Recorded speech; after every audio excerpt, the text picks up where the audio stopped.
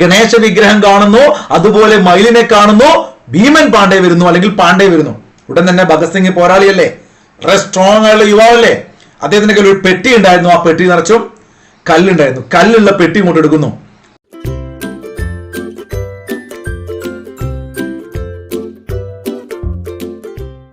Iker കോച്ചിങ്ങിന്റെ എല്ലാ കൂട്ടുകാർക്കും പുതിയൊരു ക്ലാസ്സിലേക്ക് സ്വാഗതം. ഞാൻ നിങ്ങളുടെ ഷഹനാദാണ്. എന്തെല്ലാണോ, എല്ലാവർക്കും സുഖമാണോ? അടിപൊളിയായിട്ട് പഠിക്കുന്നുണ്ടോ? ചങ്ങാതിമാരെ, നിങ്ങൾ കുറച്ച് ദിവസമായി ചോദിക്കുന്നുണ്ട്, കറണ്ട് അഫയേഴ്സ് ക്ലാസ് കാണുന്നില്ല, മാഷെ ക്ലാസ് എവിടെ പോയി? എവിടെയും പോയിട്ടില്ല. 2026 നമ്മൾ ഇതാ തുടങ്ങുകയാണ്. നോക്കൂ, കഴിഞ്ഞ വർഷം ഇപ്പൊ നമ്മൾ പത്മ പുരസ്കാരമാണ് ഇന്നത്തെ ക്ലാസ്സിൽ പഠിക്കുന്നത്. എല്ലാ കൂട്ടുകാർക്കും ക്ലാസ്സിലേക്ക് സ്വാഗതം. അതിനു മുമ്പായിട്ട് സ്ക്രീനിൽ നിങ്ങൾക്ക് കാണാം, കഴിഞ്ഞ വർഷം പത്മ അവാർഡുകൾ 2 ക്ലാസ് ഞാൻ ചെയ്തു. 2 ക്ലാസ്സും അത്യാവശ്യം 31,000 ആളുകൾ ഈ ഒരു വീഡിയോ കണ്ടിരുന്നു. അടിപൊളി കോഡൊക്കെ ആക്കി ചെയ്ത ക്ലാസ് അല്ലേ? അതുപോലെ ഈ വർഷം നമ്മുടെ ആദ്യത്തെ ക്ലാസ് ആണ്. നോക്കൂ, 2026 നിങ്ങൾ എഴുതാൻ പോകുന്ന എല്ലാ പരീക്ഷകൾക്ക് വേണ്ടിയിട്ടും 20 മാർക്കാണ് കറണ്ട് അഫയേഴ്സ്. ഇനി പ്രിലിംസ് ആയിക്കോട്ടെ, മെയിൻസ് ആയിക്കോട്ടെ, 10th ലെവൽ, പ്ലസ് 2 ലെവൽ, ഏതൊരു എക്സാമിനും നിങ്ങൾക്ക് കറണ്ട് അഫയേഴ്സ് കൃത്യമായിട്ട് ഇപ്പൊ പറയും. നിങ്ങൾ ചിന്തിക്കും ഇതിന്റെ PDF ഉണ്ടാവുക, തുടർച്ച ഉണ്ടാവുക. മക്കളെ, കഴിഞ്ഞ വർഷം നിങ്ങൾ ചെക്ക് ചെയ്ത് നമ്മുടെ ചാനലിൽ 47 കറണ്ട് അഫയേഴ്സിന്റെ ക്ലാസ് എടുത്തു. എല്ലാത്തിന്റെ PDF-ഉം ഫ്രീ ആയിട്ട് ടെലഗ്രാം ചാനലിൽ കൊടുത്തിട്ടുണ്ട്. ടെലഗ്രാമിന്റെ ലിങ്ക് ഫസ്റ്റ് കമന്റിൽ ഉണ്ടാവും. ജസ്റ്റ് ഞാനൊന്ന് PDF കാണിച്ചു തരാം. നിങ്ങൾ നോക്കുക, ഈ ക്ലാസ് കാണുന്നതുകൊണ്ട് നിങ്ങൾക്ക് ഉപകാരം ഉണ്ടോ? നല്ല നല്ല കോഡുകളാക്കിയിട്ട് നമുക്കിത് പഠിക്കാം.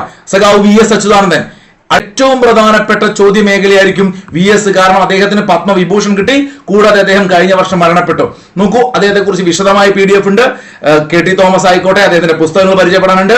അതുപോലെ തന്നെ രസകരമായ ഒരു കുഞ്ഞു കോഡ്, ആവശ്യമുള്ളവർക്ക് ഒരു കോഡ് ഉണ്ട്. ആ കോഡൊക്കെ ആക്കി നമുക്ക് എന്താക്കണം, പഠിക്കണം. സെറ്റല്ലേ? സ്പോർട്സ് മേഖലയിലെ പത്മശ്രീ ഉൾപ്പെടെ എല്ലാ കാര്യങ്ങളും പഠിക്കണം. അപ്പൊ നിങ്ങൾ എന്ത് ചെയ്യുക, നോട്ടൊക്കെ എഴുതി വെച്ച് ഇത്തരം ക്ലാസ്സുകൾ തീർച്ചയായിട്ടും നന്നായിട്ട് പഠിച്ചു കഴിഞ്ഞാൽ ഉറപ്പായിട്ടും മാർക്ക് കിട്ടും. അപ്പൊ നിങ്ങൾ തീർച്ചയായിട്ടും വരാൻ പോകുന്ന പരീക്ഷകൾക്ക് വേണ്ടി ഹോട്ട് ടോപ്പിക് ആയിട്ട് നമ്മൾ ഇതുപോലെ സബ്ജക്ട് വൈസ് ക്ലാസ്സുകൾ കഴിഞ്ഞ വർഷം നൽകിയില്ലേ? ഓർമ്മയില്ലേ? ഓപ്പറേഷൻ സിന്ദൂർ ഒക്കെ ക്ലാസ്സിന് ഒരു പരീക്ഷയ്ക്ക് 4 മാർക്കൊക്കെ കിട്ടിയിട്ടുണ്ട് പിള്ളേർക്ക്.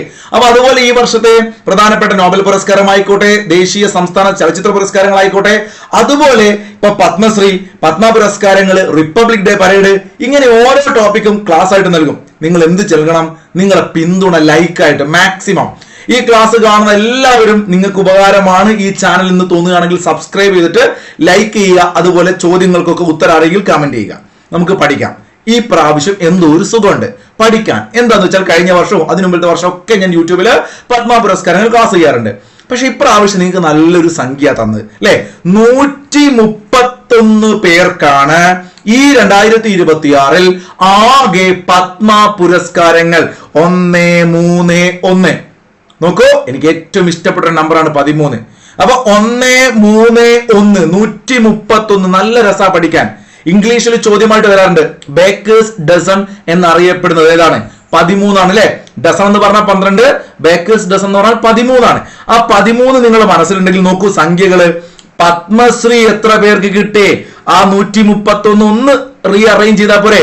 113 113. നല്ല അടിപൊളിയല്ലേ പഠിക്കാൻ? 131 പേർക്ക് ആകെ പത്മ പുരസ്കാരങ്ങൾ. അതിൽ പത്മശ്രീ 113. നോക്കൂ, പത്മ പുരസ്കാരങ്ങൾ എന്ന് പറഞ്ഞാൽ 3 ടൈപ്പാണ്. പത്മശ്രീ ഉണ്ട്, അതിന് തൊട്ടുമുകളിൽ പത്മഭൂഷൺ, അതിന് തൊട്ടുമുകളിൽ പത്മവിഭൂഷൺ, അതിനു മുകളിലാണ് ഭാരതരത്നയുള്ളത്. അപ്പൊ നമുക്ക് പത്മ പുരസ്കാരമാണ് ഇന്ന് പഠിക്കുന്നത്. അവിടെ പത്മശ്രീ 113 പേർക്ക്, ആകെ 131 പേർക്ക് പത്മ പുരസ്കാരങ്ങൾ ടോട്ടൽ. അതിനകത്ത് നോക്കൂ 13 തന്നെ വീണ്ടും വരികയാണ്. എന്ത് രസാ പഠിക്കാൻ. നോക്കൂ 13 വീണ്ടും 13 പേർക്ക് പത്മഭൂഷൺ നമ്മൾ ഇന്ന് പഠിക്കും. അത് കഴിഞ്ഞാൽ പിന്നെ ബാക്കിയുള്ളത് 5 ആണ്. നല്ല റൗണ്ട് സംഖ്യ. പത്മവിഭൂഷൺ 5 പേർക്ക്. ഏറ്റവും ഹൈലൈറ്റ്, ഈ അടുത്ത കാലത്തൊന്നും ഇങ്ങനെ ഞാൻ കണ്ടിട്ടില്ല. പത്മവിഭൂഷൺ നോക്കൂ, 5 പേരിൽ 3 പേര് മലയാളികളാണ്. അതൊരു ഹൈലൈറ്റ് ആണ്. ഇനിയുള്ള PSC പരീക്ഷകൾ നിറഞ്ഞു നിൽക്കാൻ പോവാണ്. പഠിച്ചോ? 131 പേർക്ക് ആകെ പത്മ പുരസ്കാരം, 113 പത്മശ്രീ, 113 പത്മശ്രീ, 13 പത്മഭൂഷൺ, 5 പത്മവിഭൂഷൺ. സെറ്റ് അല്ലടാ? എന്ത് രസമുള്ള സംഖ്യ. 131 113 13 5 സെറ്റ്. നോക്കൂ, അങ്ങനെയാണെങ്കിൽ അടുത്തൊരു രസമുണ്ട്. മരണാനന്തര ബഹുമതിയായിട്ട് ആകെ 131 പേരിൽ അവിടെ തന്നെ 3 1 1 എന്നൊക്കെ ഉള്ളപ്പോ 16 സംഖ്യ പഠിച്ചേ. 16 പേരാണ് മരണാനന്തര ബഹുമതി. അവിടെയും ഒരു സുഖമുണ്ട്. വിദേശികൾ നോക്കുകയാണെങ്കിൽ 6, 16 ഒന്ന് വെട്ടിയാൽ മതി. മരണാനന്തര ബഹുമതിയായിട്ട് 16 പേർക്കാണെങ്കിൽ വിദേശികൾ 6 പേരുണ്ട് ഈ പ്രാവശ്യത്തെ ലിസ്റ്റിനകത്ത്. ഈ പ്രാവശ്യത്തെ ലിസ്റ്റിനകത്ത് 16 പേര് മരണാനന്തര ബഹുമതിയാണെങ്കിൽ 19 പേര് വനിതകൾ. 6 തിരിച്ചിട്ടാ മതി. 19 പേർ വനിതകൾ, 16 പേർ മരണാനന്തരം, 6 പേർ വിദേശികൾ. അവിടെയും സംഖ്യ കാണാൻ രസമില്ലേ? പത്മവിഭൂഷണൊക്കെ ഒന്ന് പഠിക്കുന്ന സമയത്ത് ചെറിയൊരു ട്രിക്ക് ഞാൻ പറഞ്ഞുതരാം. ഇത് കോഡ്, അതായത് ഇവരെ ഒന്നും കൃത്യമായിട്ട് മനസ്സിലാക്കി പഠിക്കാൻ ചിലർക്ക് കിട്ടില്ല. അവർക്ക് വേണ്ടിയിട്ട് ജസ്റ്റ് പരീക്ഷ ഓർമ്മ കിട്ടാൻ ചെറിയൊരു ട്രിക്ക്. അതായത് അച്ഛൻ, നമ്മുടെ അച്യുതാനന്ദനെ അറിയാത്ത ആരെങ്കിലും ഉണ്ടോ? സഖാവ് VS-നെ അല്ലെ, അച്ചുമാമ. അപ്പൊ അച്ഛൻ ആരാണ്? അച്ഛന്റെ പേര് എന്ന് അറിയാം. അച്ഛന്റെ പേര് നാരായണൻ കേട്ടോ. അപ്പോ രാജാവാണ് അച്ഛൻ. രാജാവായ അച്ഛൻ നാരായണൻ തോമസിന് എന്തു കൊടുത്തു? ധർമ്മം കൊടുത്തു. വേണമെങ്കിൽ ആലോചിക്കാം. രാജാവായ അച്ഛൻ നാരായണൻ തോമസിന് ധർമ്മം കൊടുത്തു. ഒരു 4 വർഷം പറഞ്ഞു നോക്കിക്കേ. രാജാവായ അച്ഛൻ, രാജാവായ അച്ഛൻ അല്ലെ, നാരായണൻ എന്ന പേര്. നാരായണൻ എന്ത് ചെയ്യുന്നു? തോമസിന് ധർമ്മം കൊടുത്തു. ഇവിടെ ഈ പേരുകള് പത്മഭൂഷണും പത്മവിഭൂഷണും മാറാതിരിക്കാൻ വേണ്ടിയിട്ടാണ്. ധർമ്മേന്ദ്ര സിംഗ്, കുമാരി N രാജം. രാജം ധർമ്മേന്ദ്ര സിംഗ്. ഇത് പഠിച്ചാൽ മതി, ബാക്കി നിങ്ങൾ താനേ പഠിക്കും. ഇപ്പൊ KT Thomas, justice KT Thomas അല്ലെ, ഇന്ത്യയിൽ ഏറ്റവും അറിയപ്പെട്ടിരുന്ന സുപ്രീം കോടതിയുടെ ജഡ്ജായിരുന്ന KT തോമസ് മലയാളിയാണ്. P നാരായണൻ മലയാളിയാണ്. അദ്ദേഹത്തെ കുറിച്ച് നമുക്ക് പറയാം. VS അച്യുതാനന്ദൻ, നമ്മുടെ സ്വന്തം മുൻ മുഖ്യമന്ത്രി VS മലയാളിയാണ്. VS Achuthanandan, KT Thomas, P Narayanan, 3 പേര് മലയാളികളാ. ആരൊക്കെയാണ്? VS Achuthanandan, KT Thomas, P Narayanan, 3 പേര്. ഓക്കെ, ഇവരെ 3 പേരെ കുറിച്ച് സെപ്പറേറ്റ് പഠിക്കാം കേട്ടോ. കുമാരി N രാജം, കലാമേഖലയിൽ ഉത്തർപ്രദേശാണ് ഇവരെ എന്ത് ചെയ്തത്? ഈ ലിസ്റ്റിനകത്ത് ഉൾപ്പെടുത്തിയത്. ഉത്തർപ്രദേശിന്റെ നോമിനി ആയിട്ടാണ്. അപ്പോ N രാജം കല. ധർമ്മേന്ദ്ര സിംഗ് ഡിയോൾ മരണാനന്തര ബഹുമതിയായിട്ട് കിട്ടുന്നു VS-നും. അതുപോലെ തന്നെ സിനിമാ നടൻ ധർമ്മേന്ദ്ര സിംഗ് ഡിയോൾ, അദ്ദേഹം മഹാരാഷ്ട്രയുടെ കാറ്റഗറിയിലാണ് വരുന്നത് കേട്ടോ. കല, സിനിമ. നമുക്ക് ഓരോരുത്തരെ നോക്കാം. ആദ്യം നമ്മൾ VS-നെയാണ് നോക്കുന്നത്. മലയാളികളുടെ പ്രിയപ്പെട്ട VS, കണ്ണേ കരളെ VS എന്നുള്ള 2 അക്ഷരല്ലേ? VS. വേലിക്കകത്തു വീട്ടിൽ ശങ്കരൻ അച്യുതാനന്ദൻ. പേര് പഠിച്ചേ. വേലിക്കകത്തു വീട്ടിൽ ശങ്കരൻ അച്യുതാനന്ദൻ. എല്ലാവരും പഠിക്കണേ. VS-ന്റെ പൂർണ്ണരൂപം ചോദിക്കാൻ സാധ്യതയുണ്ട്. 1923 ഒക്ടോബർ 20, ഡേറ്റ് പഠിക്കണേ. 1923 ഒക്ടോബർ 20 പുന്നപ്ര, ആലപ്പുഴ ജില്ലയിലെ പുന്നപ്ര വയലാർ രക്തസാക്ഷികൾ അല്ലെ, അവരുടെ മണ്ണ്. ആ സമരത്തിലൊക്കെ ഐതിഹാസികമായ സമരത്തിൽ പങ്കെടുത്ത വ്യക്തി. കാരണം നിങ്ങൾക്കറിയാം, ഇന്ത്യക്ക് സ്വാതന്ത്ര്യം കിട്ടുന്നതിന് മുമ്പ് ജനിച്ച വ്യക്തിയാണ് VS. അപ്പൊ 1923 ഒക്ടോബർ മാസം 20-ാം തീയതി, ഡേറ്റ് പഠിച്ചല്ലോ. പുന്നപ്രയില് ആര് ജനിക്കുന്നു? വേലിക്കകത്തു വീട്ടിൽ ശങ്കരൻ അച്യുതാനന്ദൻ ജനിക്കുന്നു. പേര് പഠിച്ചു. അദ്ദേഹത്തിന്റെ വീട്ടുപേര് വെന്തലത്തറ എന്നായിരുന്നു കേട്ടോ. വെന്തലത്തറ, വെന്തലത്തറ പഠിച്ചോ. അച്ഛൻ ശങ്കരനാണ്, അമ്മ അക്കമ്മയാണ്. അമ്മ അക്കമ്മയും അച്ഛൻ ശങ്കരനും ഭാര്യ K വസുമതിയുമാണ്. ഒന്ന് നോട്ട് ചെയ്ത് വെച്ചേക്കുക. K വസുമതി, അക്കമ്മ, ശങ്കരൻ.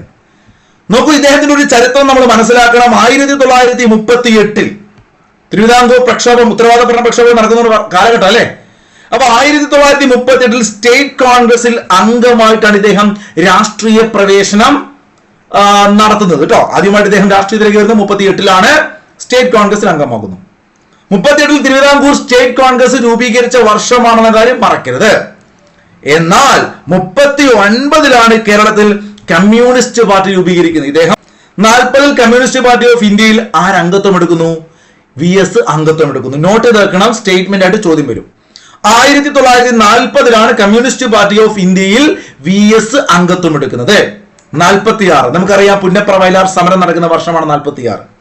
P കൃഷ്ണപിള്ളയുടെ നിർദ്ദേശത്തെ തുടർന്ന് പുന്നപ്ര വയലാർ സമരത്തിൽ സജീവ പങ്കാളിയായി VS പ്രവർത്തിക്കുകയാണ്. 40-ൽ കമ്മ്യൂണിസ്റ്റ് പാർട്ടി ഓഫ് ഇന്ത്യ അഥവാ CPI, അന്ന് CPIM ഇല്ല കേട്ടോ, CPI എന്നാണെന്ന് പറയാ, പിന്നീട് അത് പിളരുന്നതാണ്. അപ്പൊ കമ്മ്യൂണിസ്റ്റ് പാർട്ടിയിൽ 40-ൽ അംഗമാകുന്നു. 38-ൽ 2 കൊല്ലം മുമ്പ് സ്റ്റേറ്റ് കോൺഗ്രസിൽ അംഗമാകുന്നു. 46-ൽ പുന്നപ്ര വയലാർ സമരത്തിൽ സഖാവ് VS പങ്കെടുക്കുന്നു.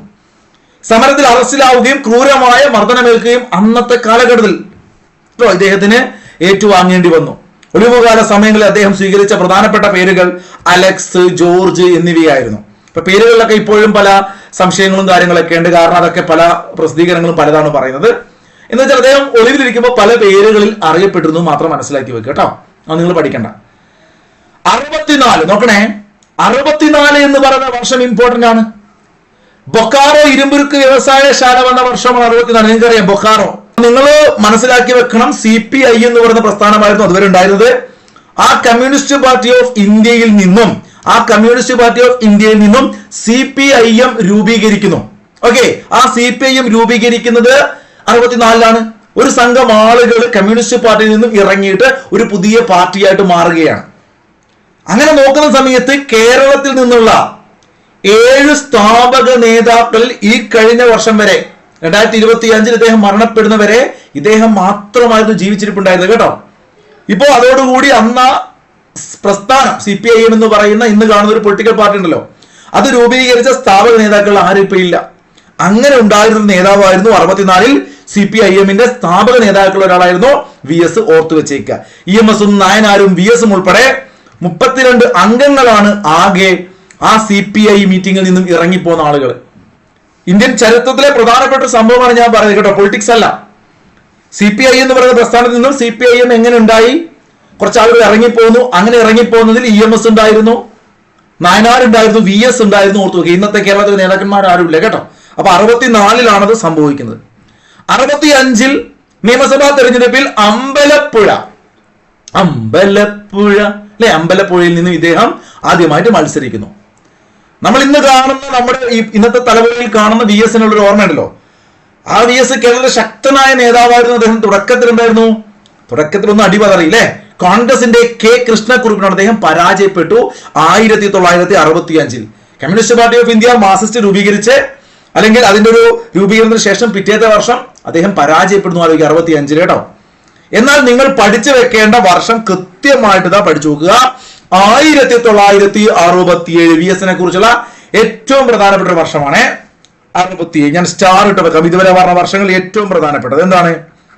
സഖാവ് VS, കേരളത്തിന്റെ മുൻ മുഖ്യമന്ത്രി, കേരള നിയമസഭയിലേക്ക് ആദ്യമായി തെരഞ്ഞെടുക്കപ്പെട്ടത് എവിടെ നിന്ന്? അമ്പലപ്പുഴ കേട്ടോ, മണ്ഡല അമ്പലപ്പുഴ. അന്ന് പരാജയപ്പെടുത്തത് അച്യുതനെയാണ്. അതൊന്നും പഠിച്ചില്ലെങ്കിലും കുഴപ്പമില്ല.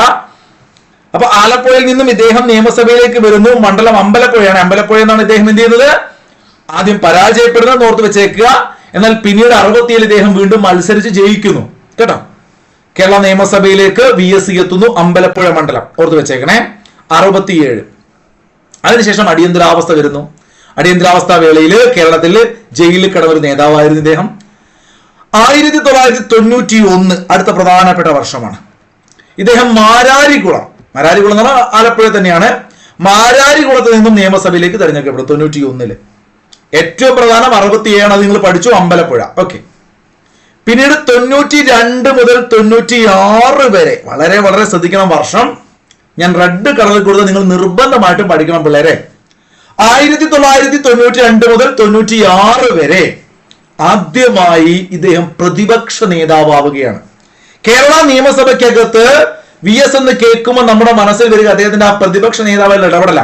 മുഖ്യമന്ത്രി എന്നതിന് അപ്പുറം അദ്ദേഹം പ്രതിപക്ഷ നേതാവായിട്ടാണ് ഏറ്റവും പെർഫോം ചെയ്തത് അല്ലെ. അപ്പൊ നോക്കൂ, 92 മുതൽ 96 വരെ 9ാം കേരള നിയമസഭയിൽ ആദ്യമായി പ്രതിപക്ഷ നേതാവാകുന്നു. പിന്നീട് 96 ഇദ്ദേഹത്തിന്റെ ഒരു കരിയർ ഗ്രാഫ്, പൊളിറ്റിക്കൽ ഗ്രാഫ് നോക്കുമ്പോൾ അല്ലെ ഉയർച്ചയും താഴ്ചയുണ്ട്. ആദ്യം പരാജയപ്പെടും, പിന്നീട് ജയിക്കുന്നു, വീണ്ടും 91 ജയിക്കുന്നു. എന്നാൽ 96 അന്ന് ഏറെ ശ്രദ്ധിക്കപ്പെട്ട ഒരു സംഭവമായിരുന്നു. പാർട്ടി തന്നെ VS തോൽപ്പിച്ചെന്നൊരു പേര് പക്ഷേ ഇപ്പോഴും ചർച്ച ചെയ്യുന്ന ഒരു ഇഷ്യൂ ആണ്. നിങ്ങൾക്ക് ഓർമ്മയുണ്ടാകും, പൊളിറ്റിക്സ് അറിയുന്നവർക്ക്. മാരാരിക്കുളത്ത് നിന്നും VS തോൽക്കുകയാണ്. മുഖ്യമന്ത്രിയാവുമെന്ന് പ്രതീക്ഷിച്ച് 96 VS മത്സരിക്കുന്നു. കാരണം പ്രതിപക്ഷ നേതാവാണ്. അദ്ദേഹം മാരാരിക്കുളത്ത് നിന്നും പരാജയപ്പെടുകയാണ്. അന്ന് PJ ഫ്രാൻസിസ് ജയിച്ചു. അത് നിങ്ങൾ പഠിക്കണ്ട. അപ്പൊ ജസ്റ്റ് ഓർത്ത് വെച്ചേക്കുക, 96 അദ്ദേഹം തോൽക്കുന്നു. അത് പഠിച്ചില്ലെങ്കിൽ കുഴപ്പമില്ലേ, നിങ്ങൾ റെഡ് കളറിൽ കൊടുത്ത് പഠിക്കണം. 96 വരെ പ്രതിപക്ഷ നേതാവായിരുന്നു ആദ്യമായിട്ട്.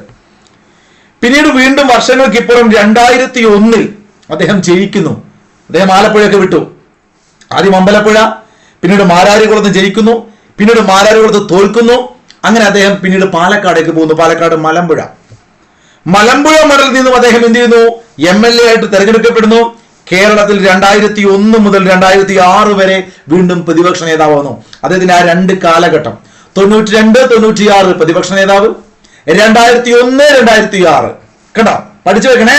92, 96 പ്രതിപക്ഷ നേതാവ്, 2001, 2006 പ്രതിപക്ഷ നേതാവ്. അങ്ങനെ അതിനുശേഷം നിയമസഭയിൽ ഇലക്ഷൻ നടക്കുന്നു 2006 അല്ലേ. സാധാരണ അങ്ങനെയാണ് പൊതുവെ പറയാറ്. VS ജയിക്കുമ്പോൾ പാർട്ടി തോൽക്കും, പാർട്ടി ജയിക്കുമ്പോൾ VS തോൽക്കും എന്നൊക്കെ ഒരു ഇതുണ്ടായിരുന്നു അല്ലെ. അപ്പൊ അങ്ങനെ 2006 അന്ന് ഇതുപോലെ അദ്ദേഹത്തിന് ആദ്യം മുഖ്യമന്ത്രി പദം നിഷേധിച്ചു. പിന്നീട് കേരളത്തിന്റെ മുഖ്യമന്ത്രിയായിട്ട് ശക്തമായി വരികയാണ്. കേരളത്തിന്റെ 20ാമത്തെ മുഖ്യമന്ത്രി. ആ ഒരു സംഖ്യയൊക്കെ പഠിച്ചു നോക്കണം. 20ാമത്തെ മുഖ്യമന്ത്രി 2006 മുതൽ 2011 വരെ. ഇതാണ് ഏറ്റവും ഇമ്പോർട്ടന്റ്. നിങ്ങൾ ഇതുവരെ തന്ന വർഷങ്ങൾ ഒന്നും പഠിച്ചില്ലെങ്കിലും പിള്ളേരെ 2006 മുതൽ 2011 വരെ പഠിച്ചു വെച്ചേക്ക്. കേരളത്തിന്റെ മുഖ്യമന്ത്രി 20ാമത്തെ മുഖ്യമന്ത്രിയായിട്ട് 11ാമത്തെ വ്യക്തിയായിരുന്നു. അതുവരെ കേരളത്തിന്റെ മുഖ്യമന്ത്രി കസറിയിരുന്ന 11ാമത്തെ വ്യക്തിയായിരുന്നു VS. അദ്ദേഹത്തിന്റെ മണ്ഡലം മലമ്പുഴയാണ്. ഏറ്റവും കൂടിയ പ്രായത്തിൽ മുഖ്യമന്ത്രിയായ വ്യക്തി എന്ന് വെച്ചാൽ 83ാമത്തെ വയസ്സിലാണ് സഖാവ് VS കേരളത്തിന്റെ മുഖ്യമന്ത്രിയാവുന്നത് കേട്ടോ. 2006 മുതൽ 2011 വരെ 12ാം കേരള നിയമസഭയിൽ 11ാമത്തെ മുഖ്യമന്ത്രിയായി 11ാമത്തെ വ്യക്തിയാണ്. 20ാമത്തെ കേരളത്തിന്റെ മുഖ്യമന്ത്രി അദ്ദേഹം വരുന്നു. അങ്ങനെ പിന്നീട് 2011 ഉമ്മൻചാണ്ടി വീണ്ടും അധികാരത്തിൽ വന്ന സമയത്ത് നോക്കൂ, 2016 വരെ 3ാമതും അദ്ദേഹം പ്രതിപക്ഷ നേതാവുകയാണ്. ആലോചിച്ച് നോക്കൂ, 92 മുതൽ 96 വരെ പ്രതിപക്ഷ നേതാവ്, 2001 മുതൽ 2006 വരെ പ്രതിപക്ഷ നേതാവ്, ഒക്കെ 6ലാണ് നിൽക്കുന്നത്. 2011 മുതൽ 2016 വരെ പ്രതിപക്ഷ നേതാവ് അല്ലെ. ആ ആലോചിച്ച് നോക്കൂ, 92, 96, 2001, 2006, 2011, 2016, 5 വർഷം നിങ്ങൾ പഠിച്ചു വെക്കുക. ഈ കാലങ്ങളിൽ ഇദ്ദേഹം എന്തായിരുന്നു? പ്രതിപക്ഷ നേതാവായിരുന്നു. ഓക്കെ ആണോ? മലമ്പുഴ മണ്ഡലം തന്നെയാണ്. ഏറ്റവും കൂടുതൽ കാലം കേരള നിയമസഭയിലെ പ്രതിപക്ഷ നേതാവായിരുന്ന മാർക്സിസ്റ്റ് പാർട്ടിയുടെ നേതാവാണ് VS. കേരള നിയമസഭയിലെ പ്രതിപക്ഷ നേതാവായി ആകെ 5150 ദിവസമാണ് ഇദ്ദേഹം പിന്നിട്ടത്. അത് നിങ്ങൾ പഠിച്ചില്ലെങ്കിൽ കുഴപ്പമില്ല. 2016 മലമ്പുഴ മണ്ഡലത്തിൽ നിന്ന് വീണ്ടും ഇദ്ദേഹം തെരഞ്ഞെടുക്കപ്പെട്ടു.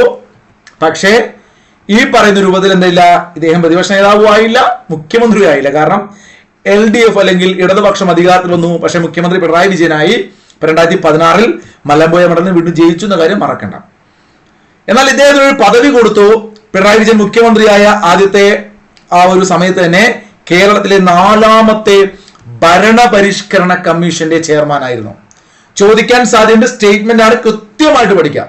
2016 മുതൽ സഖാവ് VS കേരളത്തിലെ 4ാമത് ഭരണപരിഷ്കാര കമ്മീഷന്റെ ചെയർമാൻ ആയിരുന്നു.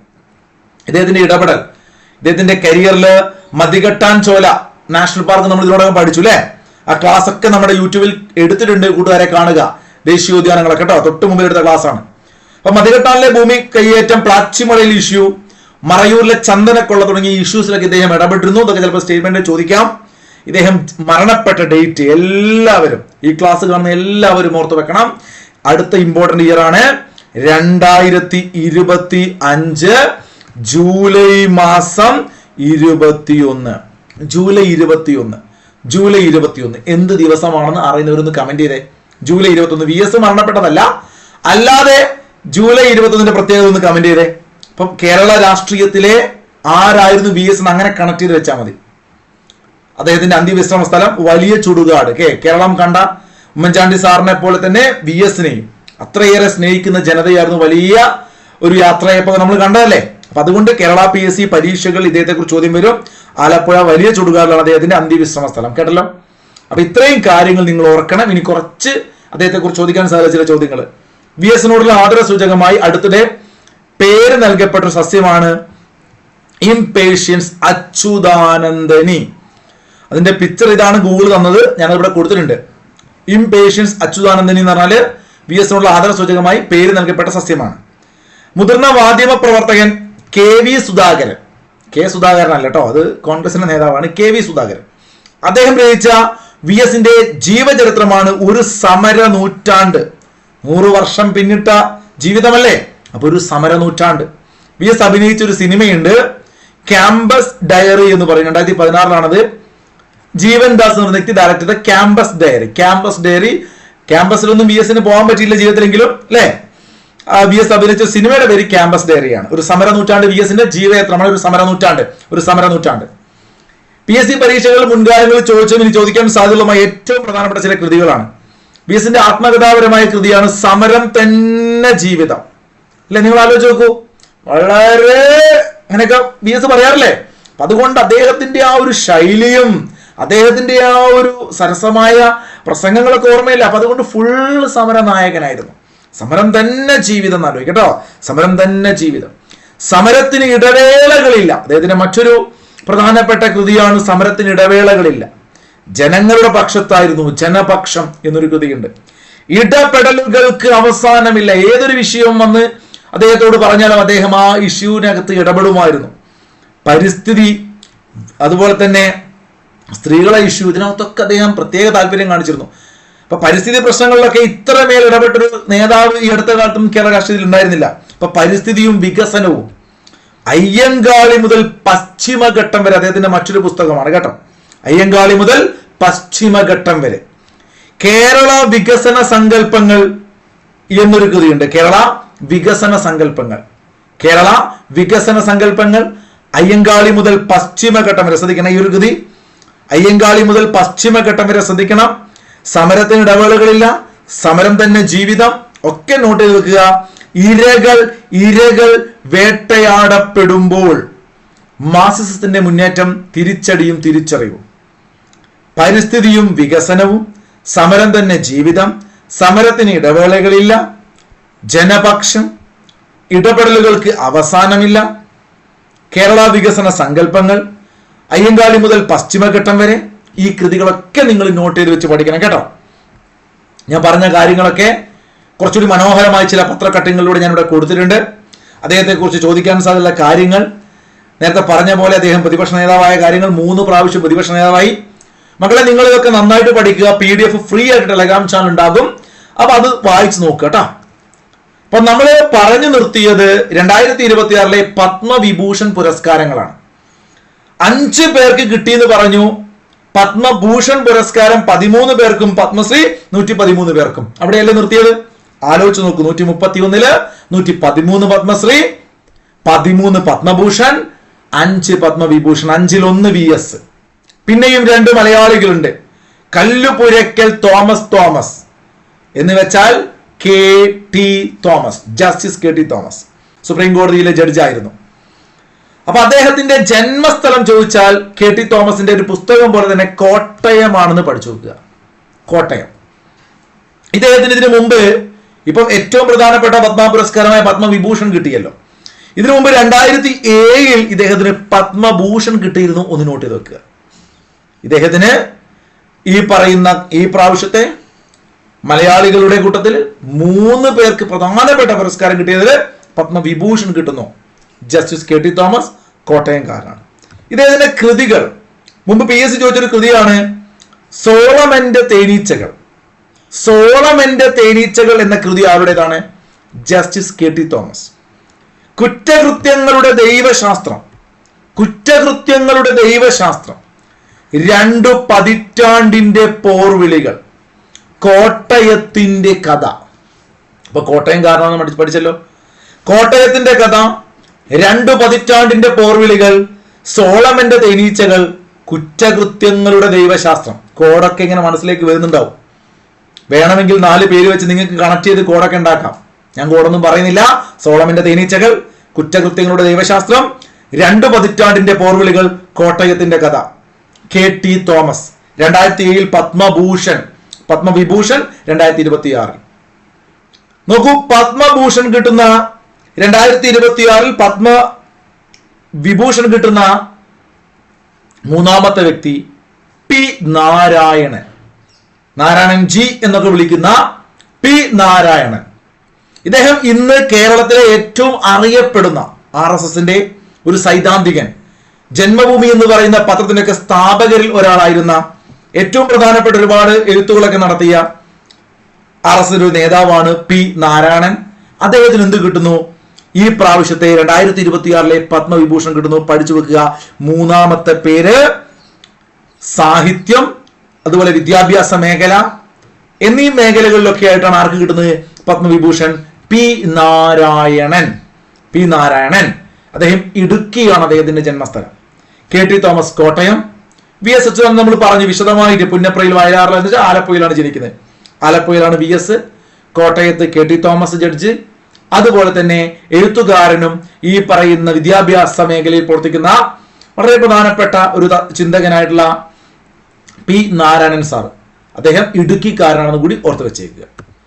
അപ്പൊ ഈ പറയുന്ന 3 പേര് കൂടാതെ ഈ പ്രാവശ്യം തമിഴ്നാട് സ്വദേശിയായിട്ടുള്ള മാഡം എൻ രാജം, പേര് പഠിക്കണം, എൻ രാജം. വയലിനാണ് ഇവരുടെ മേഖല. വയലിൻ അവരുടെ കയ്യിൽ കണ്ടൽ നിങ്ങൾ, വയലിൻ. അപ്പൊ ചോദിക്കാം, പത്മവിഭൂഷൺ ജേതാവ് എൻ രാജം ഏത് കലാരൂപവുമായി ബന്ധപ്പെട്ടിരിക്കുന്നു? തബല, ഗിറ്റാർ, വയലിൻ, അങ്ങനെ എന്തെങ്കിലും കൊടുക്കാം, അല്ലെങ്കിൽ കഥകളി, ഭരതനാട്യം, അങ്ങനെയൊക്കെ കൊടുക്കാലോ. അപ്പൊ നിങ്ങൾ പറയണം എൻ രാജം മാഡം വയലിൻ. രാജാവിന് വേണമെങ്കിൽ വയലിൻ ഇഷ്ടമാണെന്ന് നേരത്തെ കൂടുതൽ ആലോചിക്കട്ടോ. ഇപ്പൊ തമിഴ്നാട് സ്വദേശിയാണ്. അപ്പൊ ഇവിടെ എന്തുകൊണ്ടാണ് ഉത്തർപ്രദേശ് എന്ന് കൊടുത്താൽ, ഉത്തർപ്രദേശിന്റെ നോമിനേഷന്റെ ഭാഗമായിട്ടാണ് ഇവർക്ക് ഇത് കിട്ടുന്നത്, ഇത് പത്മ പുരസ്കാരം. അതുകൊണ്ടാണ് ഉത്തർപ്രദേശ് കൊടുത്തത്. ഇവരുടെ ജന്മസ്ഥലമാണ് ഞാൻ പറഞ്ഞത് തമിഴ്നാട് കേട്ടോ. തമിഴ്നാട്. ഇവർക്ക് 84 പത്മശ്രീ കിട്ടുന്നുണ്ട്, 2004 പത്മഭൂഷൺ കിട്ടുന്നുണ്ട്. 1984 പത്മശ്രീയും 2004 പത്മഭൂഷണം കിട്ടുന്നത് ജസ്റ്റ് ഓർത്ത് വെച്ചേക്കുക. ഏറ്റവും പ്രധാനം, ഒരു LGS പോലുള്ള പരീക്ഷയ്ക്ക് ഇവരുടെ പേര്, ഇവരുടെ സ്ഥലം, ഇവർ എന്തുമായി ബന്ധപ്പെട്ട വ്യക്തി, ഇത് 3 ഓർത്ത് വെച്ചാൽ മതി. ഓക്കെ ആണല്ലോ. അപ്പോൾ എൻ രാജം തമിഴ്നാട് സ്വദേശിയാണ്. ഇവർ വയലിൻ അല്ലെങ്കിൽ കലാമേഖലയാണ്. ഓക്കെ. ഇനി അടുത്തൊരു കലാമേഖല തന്നെയുള്ള വ്യക്തിയാണ് ധർമ്മേന്ദ്ര സിംഗ് ഡിയോൾ. ഇദ്ദേഹത്തെ നിങ്ങൾ പണ്ട് കാലത്ത് സിനിമയൊക്കെ കണ്ടിട്ടുണ്ടാവും. സിനിമാ നടനായിരുന്നു. ഒരുപാട് സിനിമയുമായി ബന്ധപ്പെട്ട് പ്രവർത്തിച്ച വ്യക്തിയാണ്.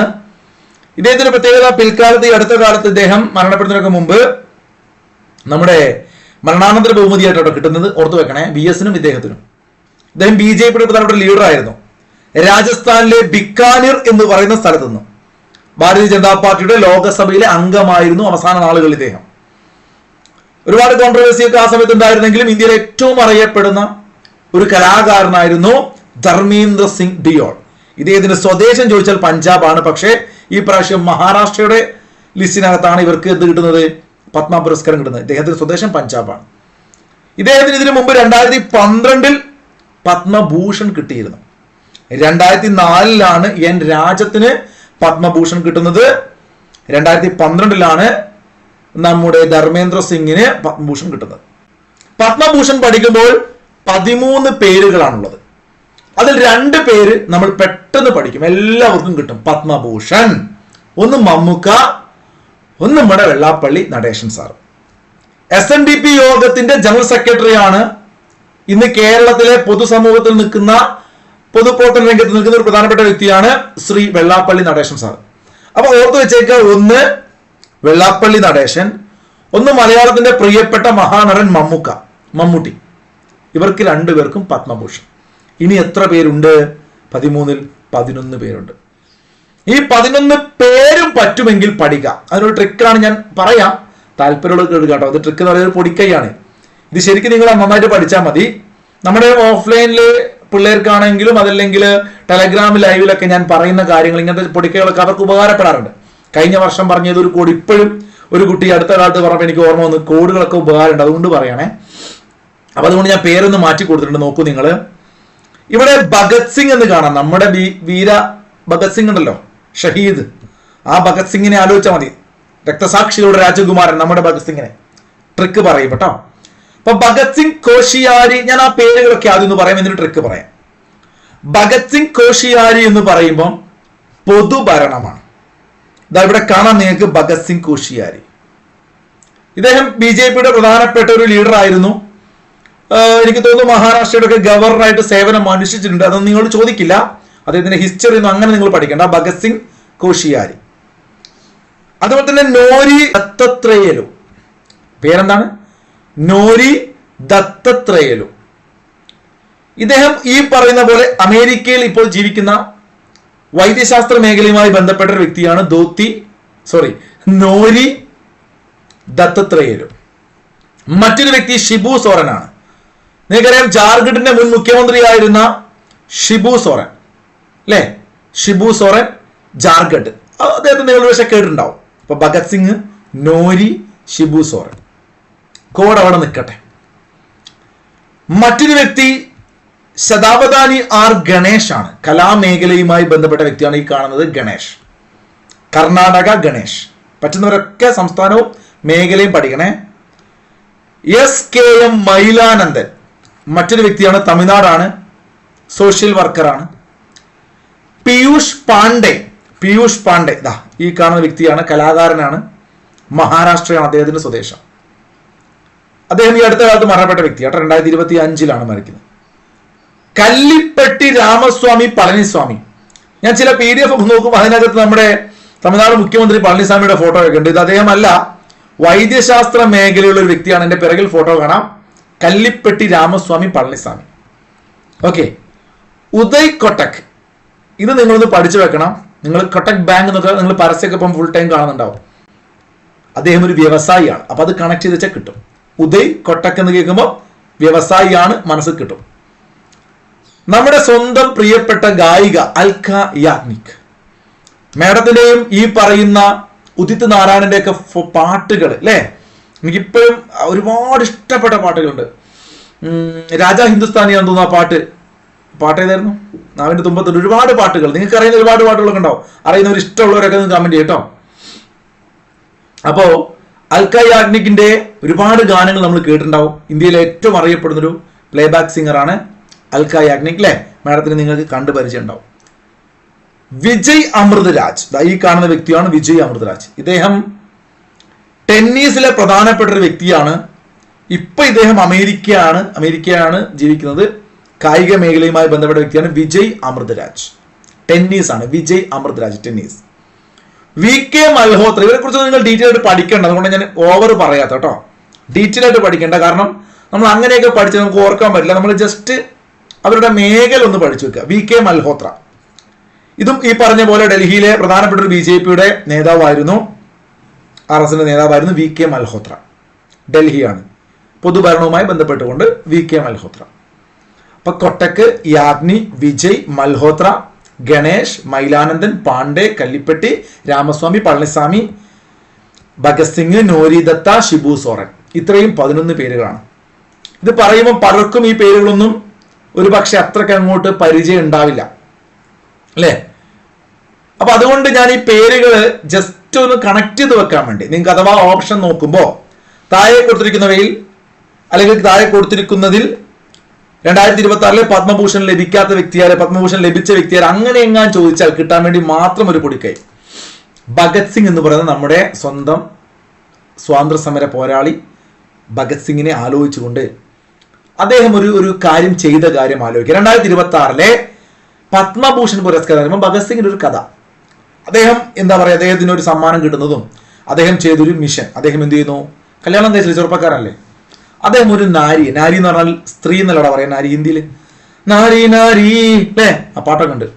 അപ്പൊ അതുകൊണ്ട് ഭഗത് സിംഗ് എന്ത് ചെയ്യുന്നു, ഒരു നാരിയെ ദത്തെടുക്കുകയാണ്, ഒരു ചെറിയ മോളെ ദത്തെടുക്കാൻ ആലോചിക്കാം. ഒരു നാരിയെ ദത്തെടുക്കുകയാണ്. എന്നിട്ട് അദ്ദേഹം ഒരു വലിയ ദൗത്യത്തിന് വേണ്ടി പോവുകയാണ്, ഒരു സ്ഥലത്തേക്ക് പോയി ഒരാളെ കാണാൻ വേണ്ടി. ഈ ദത്തെടുത്ത മോക്ക് ഒരു ഭയങ്കരമായിട്ടൊരു ആഗ്രഹം, ഭഗത് സിംഗ് ആണ് ദത്തെടുക്കുന്നത്, ഒരു പ്രധാനപ്പെട്ട ഒരു നടനെ കാണണമെന്ന്, വിജയിനെ. ഓക്കെ, വിജയ് ഉള്ളത് എവിടെയാന്ന് വെച്ച് കഴിഞ്ഞാൽ, വിജയ് വരുന്നുണ്ടെന്ന് ആലോചിക്കാം. ഈ ഭഗത് സിംഗിന്റെ ഈ മോള് പറയുകയാണ് ഭഗത് സിംഗിനോട്, അച്ഛാന്ന് വിളിക്കുന്നില്ല, ചേട്ടാന്നൊക്കെ വിളിക്കുന്നു, നമുക്ക് വിജയിനെ കാണാൻ പോകണം. വിജയ് വരുന്നുണ്ട്, ഒരു യാഗം നടക്കുന്നുണ്ട് ഒരു കോട്ടയിൽ. ഭഗത് സിംഗ് എന്ന് പറഞ്ഞാൽ പഞ്ചാബിലാണ്, അവിടെ ഒരുപാട് രാജസ്ഥാൻ കോട്ടകളൊക്കെ ഉണ്ടല്ലോ. അപ്പൊ നിങ്ങൾ ആലോചിച്ച് നോക്കുക, ആ കോട്ടയിൽ ഇങ്ങനെ സൂര്യൻ ഉദിച്ച് വരുമ്പോൾ ഒരു യാഗം നടക്കും. അപ്പൊ വിജയ് വരുന്നു, ഈ ദത്തെടുത്ത മകള് ഭഗത് സിംഗിനോട് പറയുകയാണ്. ജസ്റ്റ് ഒന്ന് ഇമാജിൻ ചെയ്താൽ മതി കേട്ടോ. ഫസ്റ്റ് ടൈം പറയുമ്പോൾ മാത്രമേ സമയം എടുക്കൂ, പിന്നെ നിങ്ങൾക്ക് കിട്ടും. ഭഗത് സിംഗ് ദത്തെടുത്ത ഈ നാരിയും കൂട്ടിയിട്ട് ഇദ്ദേഹത്തെ കാണാൻ വേണ്ടി പോവുകയാണ്. അവരിങ്ങനെ സൊറ പറഞ്ഞിങ്ങനെ നടക്കുകയാണ്. കുറച്ച് ദൂരം നടക്കാനുണ്ട് ഭഗത് സിംഗിന്, കുറച്ച് ദൂരം നടന്നു പോവാണ് ഇവര്. ദത്തെടുത്ത നാരിയായ ഈ മോളെയും കൂട്ടിയിട്ട് ഭഗത് സിംഗ് ഇങ്ങനെ സൊറ പറഞ്ഞ് നടക്കുകയാണ്. ആ ഫോട്ടോ ആണ് കേട്ടോ.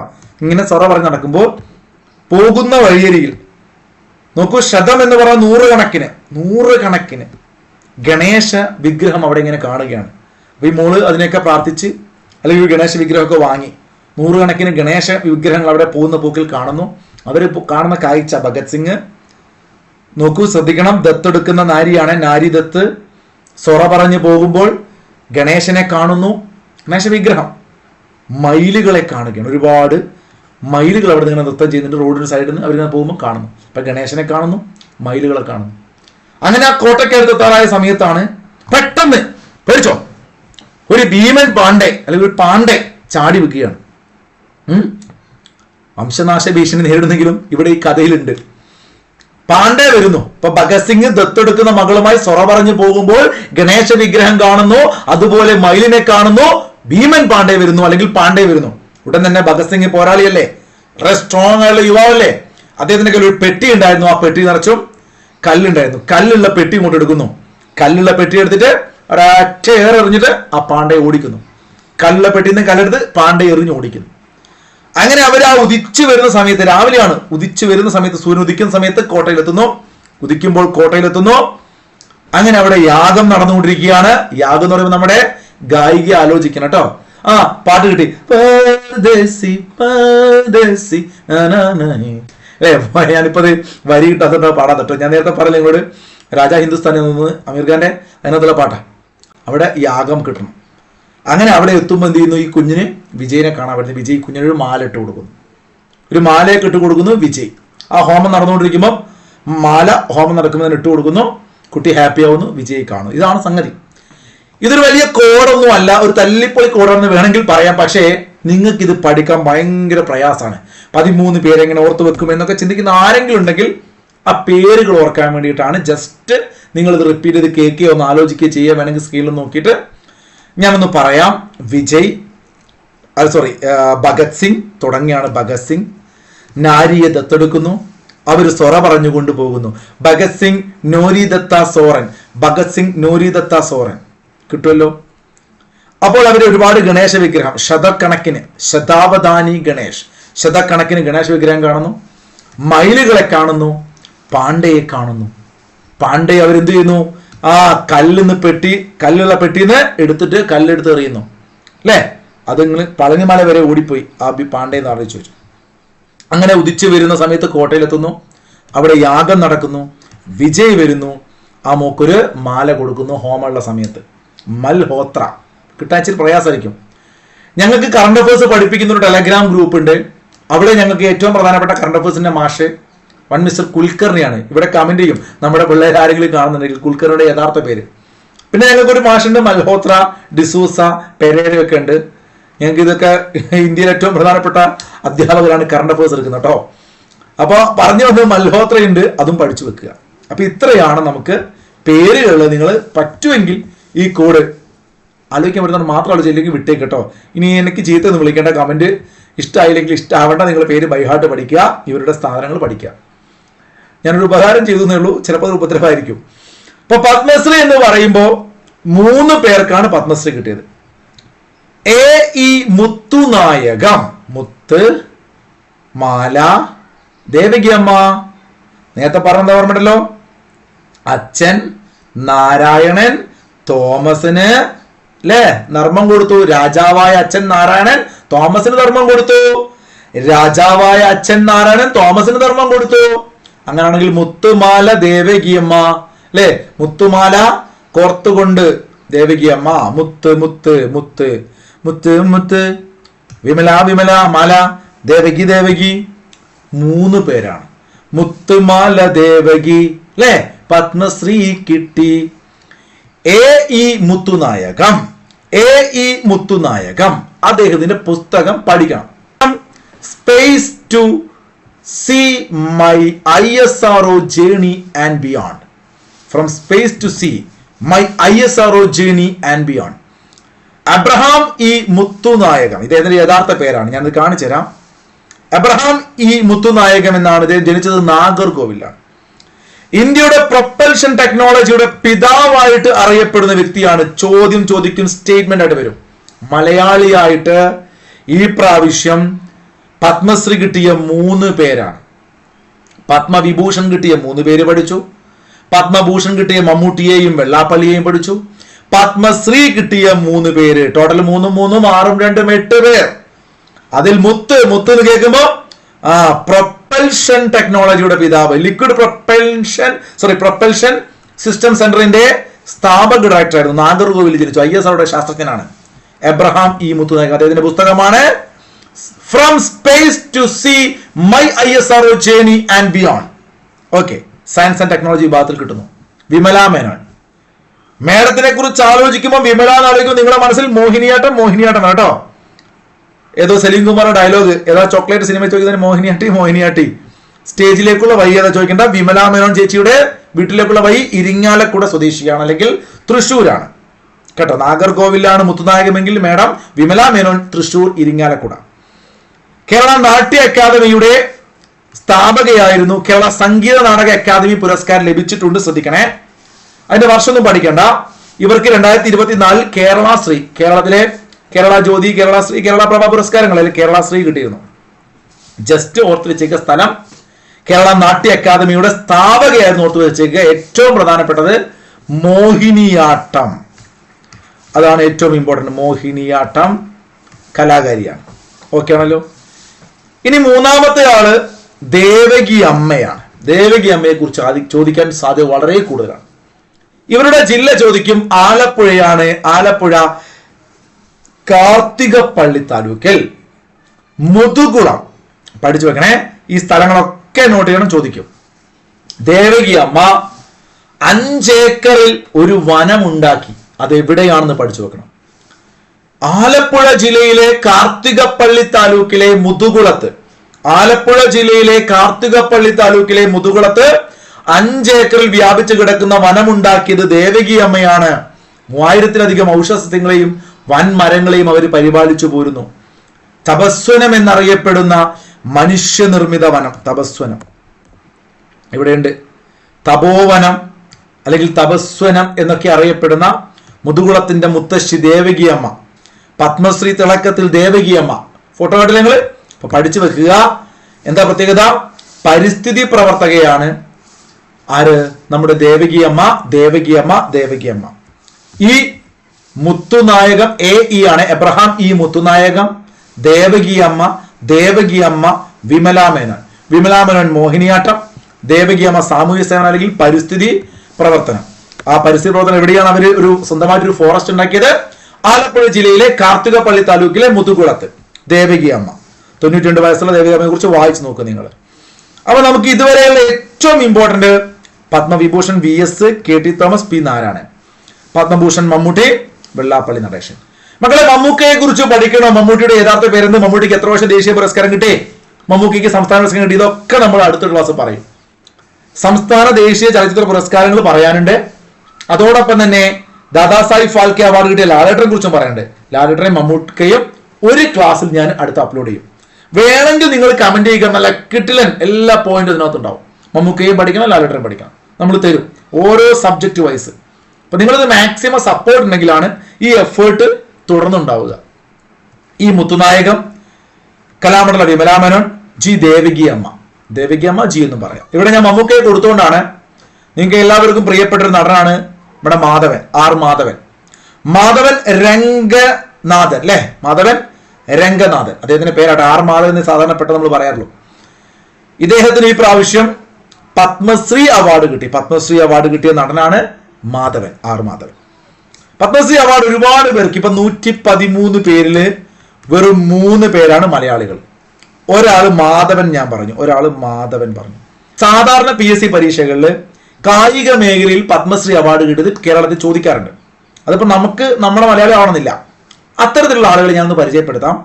ഈ പ്രാവശ്യം കിട്ടിയ സ്പോർട്സ് മേഖല ഏറ്റവും പ്രധാനപ്പെട്ട വ്യക്തി ഒന്ന് രോഹിത് ശർമ്മ, ഇന്ത്യൻ ക്രിക്കറ്റ് താരം. മറ്റൊരു ക്രിക്കറ്റ് താരമായതുകൊണ്ട് ഹർമൻപ്രീത് കൗർ. പേര് പഠിക്കണം, ഹർമൻപ്രീത് കൗർ. നമ്മുടെ കഴിഞ്ഞ വർഷമൊക്കെ ഏറ്റവും കൂടുതൽ ശ്രദ്ധിച്ച ഒരു വനിതാ ക്രിക്കറ്റ് താരം, ഇന്ത്യൻ വനിതാ ക്രിക്കറ്റ് താരം ഹർമൻപ്രീത് കൗർ, രോഹിത് ശർമ്മ. 2 പേര് നിങ്ങൾ പഠിച്ചു, നിങ്ങൾക്ക് അറിയുന്നതാണ്. മറ്റൊരു വ്യക്തി പ്രവീൺ കുമാർ പാരാ ഹൈജമ്പ് താരമാണ്. നോട്ട് ചെയ്ത് വെക്കണേ, പാരാ ഹൈജമ്പ് താരം. ഇവിടെ ഞാൻ കൊടുത്തിട്ടില്ല. പാരാ ഹൈജമ്പ് താരമാണ് പ്രവീൺ കുമാർ. മറ്റൊരു വ്യക്തി K പജനിവേൽ എന്നുണ്ട്, ഇങ്ങനെയാണ് ഇദ്ദേഹത്തിന്റെ പേര് വിക്കിപീഡിയയിലൊക്കെ കാണുന്നത്. വേണമെങ്കിൽ പഴനിവേൽ എന്നും പറയാം. പജനിവേൽ എന്ന് എഴുതാം, പഴനിവേൽ. പഴനിവേൽ നമുക്ക് കുറച്ചുകൂടി സുഖം പറയാൻ. കെ പഴനിവേൽ. ഇദ്ദേഹം സിലമ്പാട്ടം എന്ന് പറയുന്ന ഒരു ഐറ്റത്തിന്റെ പരിശീലകനൊക്കെയാണ്. ഇതാ കാണാൻ നിങ്ങൾക്ക് ഇദ്ദേഹത്തിന്റെ ഫോട്ടോ അല്ലെ. അവിടുത്തെ ഒരു ആയോധന കളിയാണ്. അപ്പൊ പത്മശ്രീ കിട്ടിയ സ്പോർട്സ് മേഖല, ആയോധന മേഖലയിലെ വ്യക്തിയാണ് കെ പഴനിവേൽ. തമിഴ്നാടാണ്, അല്ലെങ്കിൽ പജനിവേൽ. ബൽദേവ് സിംഗ്, ഹോക്കിയാണ് ബൽദേവ് സിംഗ്. ബൽദേവ് സിംഗ് ഹോക്കി. നമ്മൾ ഓൾറെഡി പത്മഭൂഷൺ പറഞ്ഞപ്പോൾ അമേരിക്കയിലുള്ള ഒരു താരത്തെ കുറിച്ച് പറയുന്നു, വിജയ് അമൃതരാജ്. കണ്ട, വിജയ് അമൃതരാജിന് ഓൾറെഡി നമ്മൾ പറഞ്ഞതാണ്. അദ്ദേഹത്തിന് പത്മഭൂഷണാണ്. അപ്പൊ ബൽദേവ് സിംഗ്, ബൽദേവ് സിംഗ്, ബൽദേവ് സിംഗ് ഹോക്കി. അതുപോലെ മറ്റൊരു ഹോക്കി താരമാണ് സവിത പൂനിയ. സവിത പൂനിയ നമ്മുടെ ഗോൾ കീപ്പർ ഒക്കെ ഇന്ത്യൻ വനിതാ ഹോക്കി ടീമിന്റെ സവിത പൂനിയ കേട്ടാ. അപ്പൊ സവിത പൂനിയ, സവിത പൂനിയ, ബൽദേവ് സിംഗ് പഠിച്ചല്ലോ. 2 ഹോക്കി താരങ്ങൾ. രോഹിത് ശർമ്മ, ഹർമൻ പ്രീത് കൗർ 2 ക്രിക്കറ്റ് താരങ്ങൾ. Praveen Kumar para high jump. K Palanivel ഈ പറയുന്ന മാർഷൽ ആർട്സ്. അതുപോലെ തന്നെ സിലമ്പാട്ടോട്ടോ അദ്ദേഹത്തിന്റെ ഐറ്റം. അതുപോലെ അടുത്തൊരു പേരാണ് ഭഗവാൻ ദാസ് റൈക്വാർ. സോറി, അതെ, റൈക്വാർ എന്ന പേര് അല്ലെ. ഭഗവാൻ ദാസ്, ഭഗവാൻ ദാസ് റൈക്വാർ എന്ന് പറയുന്ന വ്യക്തിയും സ്പോർട്സ് മേഖലയിൽ കിട്ടിയിട്ടുണ്ട് ഇദ്ദേഹത്തിന്. അതുപോലെ നിങ്ങൾ ശ്രദ്ധിക്കേണ്ട ഒരു പേര് ഞാൻ മാറ്റി കൊടുത്തിട്ടുണ്ട്. പേര് വായിക്കാൻ ഇച്ചിരി പാടാണ്. വ്ളാഡിമർ മെസ്റ്റ്വിരിഷ്വിലി. വ്ളാഡിമർ സെലൻസ്കി എന്നൊക്കെ നമുക്ക് കേട്ടിട്ടുണ്ടാവും അല്ലെ. ഉക്രൈനിൽ വ്ളാഡിമർ പുടിനും കേട്ടിട്ടുണ്ടാവും. ഒരു പൊതുവെ റഷ്യയിലെ പേരാണ് ഈ വ്ളാഡിമർ. Vladimir must വിരിഷ്വിലി. ആ പേര് അങ്ങനെയായിരിക്കും മലയാളത്തിൽ പറയട്ടെ, എനിക്കറിയില്ല. ഇദ്ദേഹത്തിന് മരണാനന്തരമായിട്ട് അവാർഡ് കിട്ടുകയാണ്, പത്മശ്രീ. എന്താ പ്രത്യേകത നിങ്ങൾക്ക്? ഇദ്ദേഹം ഒരു കോച്ചാണ്. നമ്മുടെ ഇന്ത്യയിലെ പ്രധാനപ്പെട്ട പല ഗുസ്തി താരങ്ങളുടെയും എന്ന് വെച്ചാൽ നമുക്ക് ഒളിമ്പിക്സ് മെഡലൊക്കെ നേടിത്തന്ന ഗുസ്തി താരങ്ങളെ പരിശീലിപ്പിച്ചത് ആ സമയത്ത് ഇദ്ദേഹമായിരുന്നു. അതുകൊണ്ട് തന്നെ ഒരു പരിശീലകന് കിട്ടുന്ന അവാർഡാണ്. ആദ്യമായിട്ടാണ് ഇന്ത്യയിൽ ഒരു പത്മശ്രീ അവാർഡ് ഒരു വിദേശ പരിശീലകന് കിട്ടുന്നത്. വിദേശ പല ആളുകൾക്കും കിട്ടിയിട്ടുണ്ട്, പക്ഷെ വിദേശ പരിശീലനം ആദ്യമായിട്ടാണ്. അദ്ദേഹത്തിന്റെ പേര് നോട്ട് ചെയ്ത് വെക്കുക. ഇദ്ദേഹം ജോർജിയക്കാരാണ്. ചിലപ്പോൾ ചോദിക്കും, പേര് വ്ളാഡിമർ മെസ്റ്റ്വിരിഷ്വിലി എന്നൊക്കെയാണ്. എടാ വിളി ജോർജിയ എന്ന് വിളിക്കുക അയാളെ. ഈ പറയുന്ന ഗുസ്തി പരിശീലനം വിളിക്കട്ടോ എന്ന് ആലോചിക്കുക. Who was Vladimir Mestvirishvili, first foreign coach to receive Padma award. അപ്പൊ ഇതുകൂടി നിങ്ങളൊന്ന് നോട്ട് ചെയ്ത് വെക്കണം. പിന്നീട് പത്മ അവാർഡ് കിട്ടിയ ഒരുപാട് പേരുണ്ട്. ഈ പറഞ്ഞ 100ഓളം ആളുകൾ, പ്രധാനപ്പെട്ട ആളുകൾ. ഞാനതൊന്നും പറയുന്നില്ല. സിനിമയിലെയും മറ്റു മേഖലയൊക്കെ ആളുകൾ. തമിഴ്നാട്ടിലെ ഒരു 4 പേര്, HV ഹാൻഡെയും ഗായത്രി ബാലസുബ്രഹ്മണ്യവും രഞ്ജിനി ബാലസുബ്രഹ്മണ്യത്തിനെയും കൊടുത്തിട്ടുണ്ട്. അതുപോലെ തന്നെ കെ രാമസ്വാമി. അതുപോലെ നിങ്ങൾ ശ്രദ്ധിക്കേണ്ട ഒരു പേരാണ് ശിവശങ്കരി. അപ്പൊ ഇനിയും കുറച്ച് ആളുകൾ കൂടി വേണമെങ്കിൽ ഞാൻ PDF-ൽ കൊടുക്കാം. നിങ്ങളൊന്ന് കമന്റ് ചെയ്യുക, അത് നിങ്ങൾ വായിച്ചു നോക്കുക. ഏറ്റവും പ്രധാനപ്പെട്ടതെല്ലാം ഞാൻ ക്ലാസ് എടുത്തിട്ടുണ്ട്. തീർച്ചയായിട്ടും മക്കളെ, നിങ്ങൾക്ക് ഇതുവരെ ക്ലാസ് ഇഷ്ടപ്പെട്ടിട്ടുണ്ടെങ്കിൽ അതൊന്ന് കമന്റ് ചെയ്യുക. നിങ്ങളുടെ ഫ്രണ്ട്സിന് അയച്ചു കൊടുക്കാൻ മറക്കരുത്. സബ്സ്ക്രൈബ് ചെയ്യാനും മറക്കരുത്. ഇനിയും കുറച്ചുകൂടി ആഡ് ചെയ്ത് തരണമെങ്കിൽ PDF ഫ്രീ ആയിട്ട് ടെലഗ്രാം ചാനൽ കൊടുക്കും. നിങ്ങൾക്കൊക്കെ ടെലഗ്രാം ചാനൽ ലിങ്ക് ഫസ്റ്റ് കമന്റിൽ ഉണ്ടാവും. അതിലൂടെ ജോയിൻ ചെയ്ത് PDF വായിച്ച് പഠിക്കാം. കുറച്ചുകൂടി അഡീഷണൽ പോയിന്റ് വേണമെങ്കിൽ കൊടുക്കാം, നിങ്ങളുടെ അഭിപ്രായം പോലെ. നമുക്ക് അടുത്ത ക്ലാസ് ഇനിയും ടോപ്പിക് വൈസ് ജനുവരി മാസത്തിലെ കറണ്ട് അഫയേഴ്സ് 2026, 2025 ഓരോ മാസത്തെയും പ്രധാനപ്പെട്ട വസ്തുതകൾ ക്ലാസ് ആയിട്ട് ഒരിക്കൽ കൂടി അപ്ലോഡ് ചെയ്യും. അപ്പൊ ഇനിയുള്ള പരീക്ഷകൾ നമുക്ക് പൊളിക്കാം. ഒരുമിച്ച് കറണ്ട് അഫയേഴ്സ് ഈ ചാനലിലെ നമ്മുടെ ഈ വർഷത്തെ ആദ്യത്തെ CA ക്ലാസ് ആണ്. അഭിപ്രായം പറയാൻ മറക്കരുത്. വീണ്ടും കാണാം. അതുവരെ എല്ലാവർക്കും നല്ല ഗുഡ് ബൈ. Thank you.